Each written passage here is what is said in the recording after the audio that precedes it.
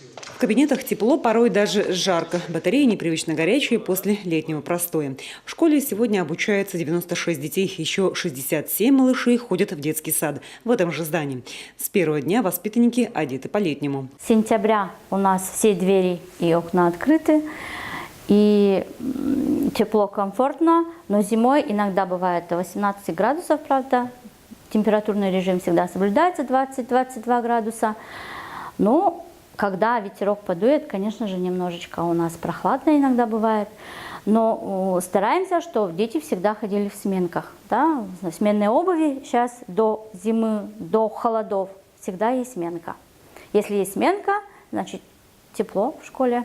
Местная котельная работает без перерыва. 4 кочегара трудятся посменно к новому сибирскому топливу, пока присматриваются.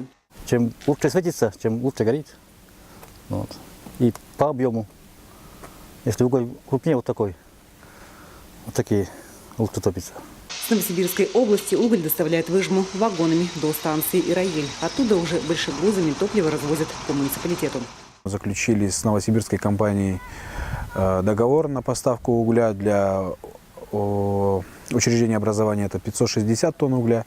Для муниципальной котельной, отапливающей жилой фонд, 70 тонн. Контракт мы включаем 2 раза в год. Первый раз это август месяц, чтобы угля хватило до января следующего года. Затем перед Новым годом уже завозится уголь в учреждения, с которыми нет постоянного транспортного сообщения. Первые тонны угля поступят в образовательные учреждения Усть-Ижмы, Большого Галова, Краснобора, Вертипа и Гама. Часть топлива направят для отопления жилых домов. Завоз будет продолжаться в течение всего сентября. Татьяна Супряткина, Денис Городилов, телеканал Юрган, Ижмский район.